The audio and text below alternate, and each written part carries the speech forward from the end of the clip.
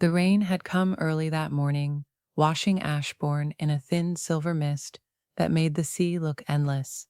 From her window at Carrington Hall, Isabella watched the tide crawl toward the cliffs, her reflection ghosted on the glass.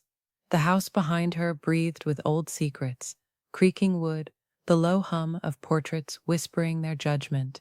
She'd grown up in this house, in its echoing halls and candlelight. But lately, it didn't feel like home. It felt like a vault.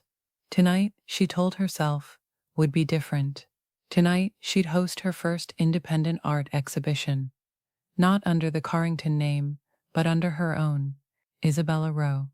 She had signed at the bottom of the invitations. Her mother didn't approve. Of course she didn't.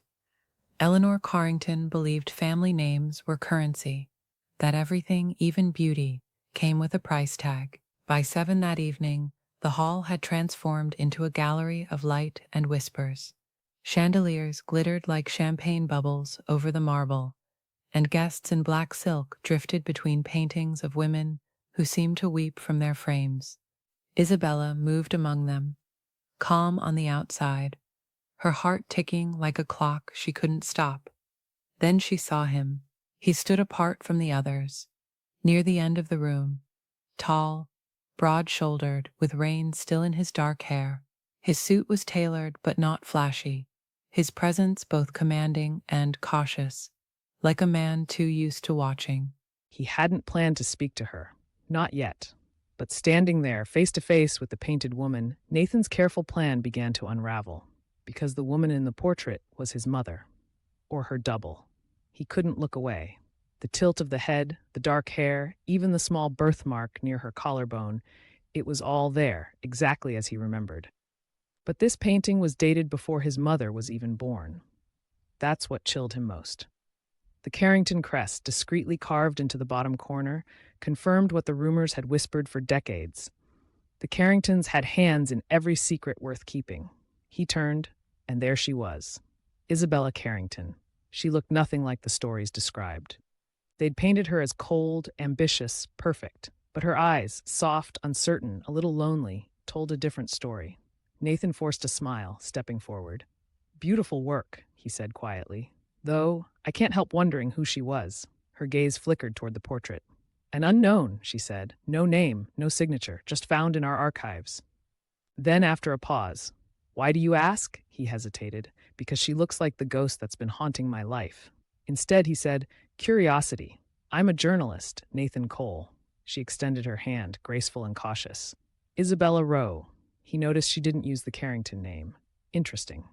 There was something about him, the way he studied her.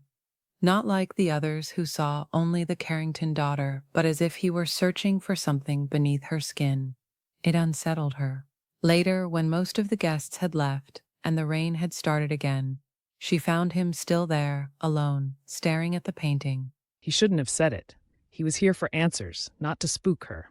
But watching Isabella Carrington, Rowe, he could tell she was already chasing ghosts of her own. He wasn't the only one keeping secrets tonight. When he left Carrington Hall, rain spilling down his collar, he looked back once. Her silhouette was framed in the window, pale against the gold light. That night, when the guests were gone and silence filled the halls again, Isabella lingered before the portrait. The woman's painted eyes seemed alive in the candlelight. On a strange impulse, she reached behind the frame and felt paper, a folded page, yellowed and brittle.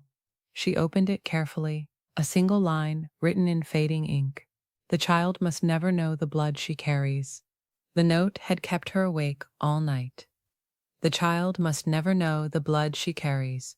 By dawn, Isabella had memorized every curve of the handwriting, the way the M looped into the next word, the uneven tremor near the end, as if the writer had been shaking.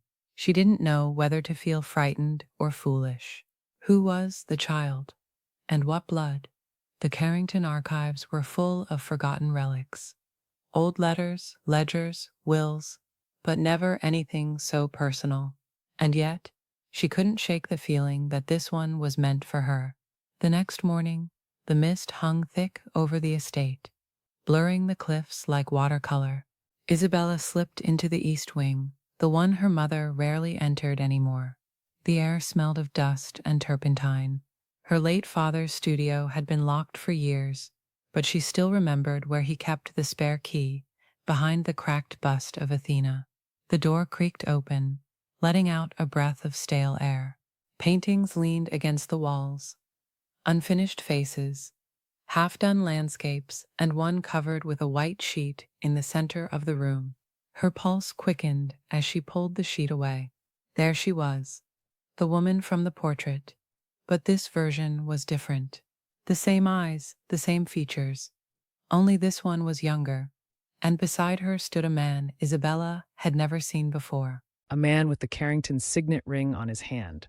Underneath, a faint inscription in her father's handwriting, to E.C. for what must remain hidden. E.C. Eleanor Carrington, her mother. He didn't believe in coincidences. The morning after the gala, Nathan sat in his rented car at the edge of the cliffs, staring down at the restless sea. His recorder blinked red on the dashboard. Day 1, Ashbourne, he said into it, voice steady.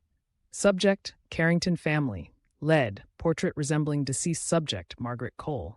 He stopped, saying her name still hurt. His mother had died in a fire 25 years ago, ruled accidental. But the details never fit. No remains were ever found. Just her necklace, melted into the floorboards.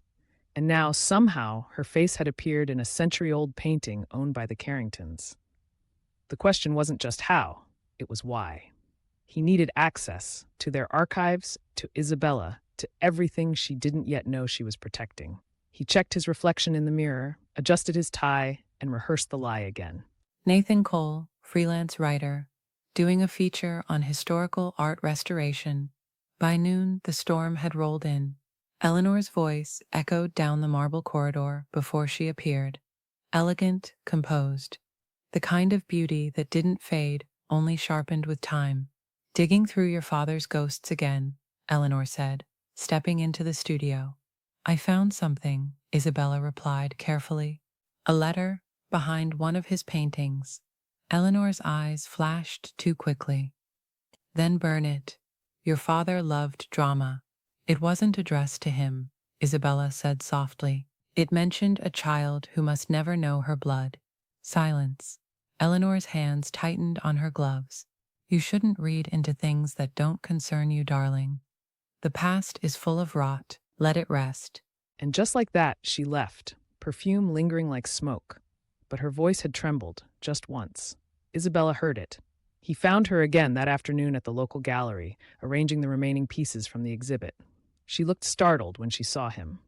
You came back, she said. I told you I'm writing about artists who preserve history. History, she repeated with a small, bitter laugh.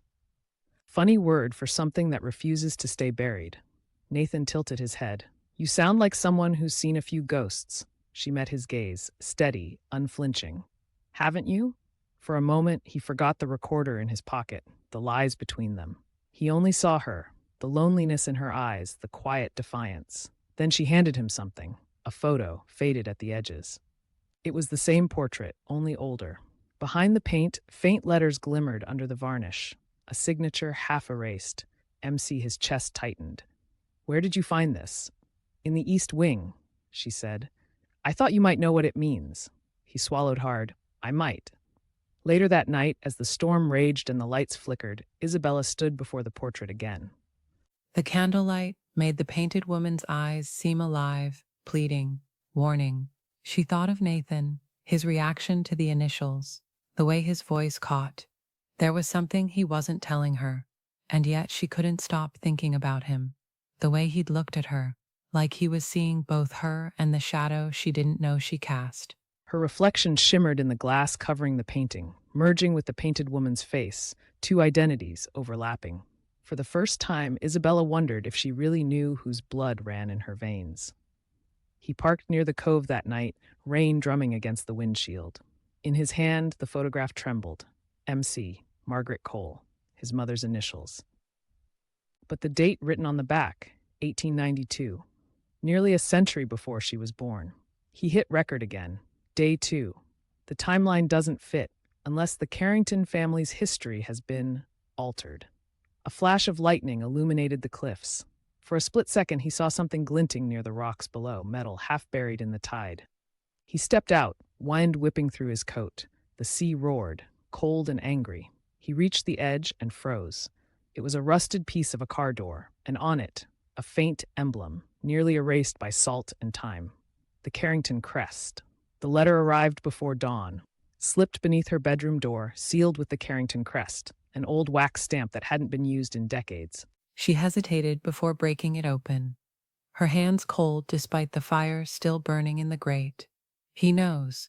Stop digging before you end up like your father. No signature, no return mark, just those words and the faint scent of tobacco and salt air. The same scent her brother carried. By the time she reached Gabriel's quarters, the door stood half open. The bed was unmade, curtains whipping against the storm wind. The wardrobe was empty. So were the drawers. Only a single item remained on the nightstand. A Carrington signet ring, resting in a pool of spilled whiskey. He'd been driving all morning, tracing the coastline past Ashbourne Harbor when his phone buzzed. A message. Unknown number. You're looking for ghosts. Some ghosts bite back. He stared at it for a long moment before deleting it. Whoever sent it knew he was close, too close. The last thing he expected was Isabella's call. Her voice trembled through the static. Nathan, my brother's gone. He pulled over hard, gravel crunching beneath the tires. Gone? He left sometime last night. No one's seen him since. He got a letter. A threat, maybe. It had our crest. Nathan's jaw tightened. I'm coming to you. They met at the cliffs. The sea below churned white and gray, as restless as her pulse. Nathan's presence was both grounding and dangerous, a contradiction she couldn't shake. He crouched beside her, examining the letter she'd brought. The wax seal had cracked, revealing faint fingerprints. This isn't new, he murmured. The seal's at least 40 years old. Which means someone's keeping old ghosts alive on purpose. His eyes met hers, sharp, steady, and they want you to stop asking questions. She turned away, the wind catching her hair like ribbons of ink. I can't stop. Not until I know why he left. You think he didn't leave by choice? Isabella's throat tightened. Gabriel may be reckless, but he wouldn't vanish without a word. Not to me. Nathan studied her for a long moment. Then we find him. They drove together in silence through the fog toward the northern cove, the place Gabriel was last seen. The cliffs here were treacherous, the air heavy with salt and secrets. Nathan parked near the old boathouse, half rotted from years of disuse. Inside, the smell of gasoline and seaweed clung to the air. Dust motes floated in the slanted light. Then Isabella froze. Nathan, look. A scrap of paper pinned to the wooden post with a rusted nail. The truth sleeps beneath the waves. He recognized the handwriting instantly, the same shaky script from the note behind the portrait. Isabella's breath hitched. This was written by the same person. Nathan's mind raced. Beneath the waves, the tide. The car door he'd seen glinting last night. He turned toward her, voice low. I think I know where to look. The sea was merciless that evening. Waves struck the rocks like fists. As Nathan tied the lantern to his belt and waded into the shallows. I'll check the wreck first, he shouted over the wind. Stay here. But Isabella didn't stay. She couldn't. Every instinct told her Gabriel was out there, somewhere beneath that violent water, waiting for her to bring him home. The tide pulled hard as she stepped into the surf, the cold biting her skin. Then Nathan's hand caught hers. Are you trying to get yourself killed? He hissed. Not until I find him, she gasped. Their eyes met, wet, wild, unspoken things between them. For a heartbeat, the world narrowed to the space between their breaths. Then Nathan's lantern light struck something metallic below the surface. He dove. The water burned cold. His lungs screamed as he reached down through the murk, fingers brushing rust and glass. A submerged car, half buried in the sand. He pulled at the door, muscles straining until it gave way with a groan. Inside, no body, no driver. But on the back seat, wrapped in soaked leather, was a journal. He kicked upward, bursting through the surface, dragging air into his chest. Isabella was there, reaching for him, her hands trembling. He set the journal in her arms. Your brother's not here, but someone wanted you to find this. The cover bore one word, pressed into the leather. G.C. Gabriel Carrington.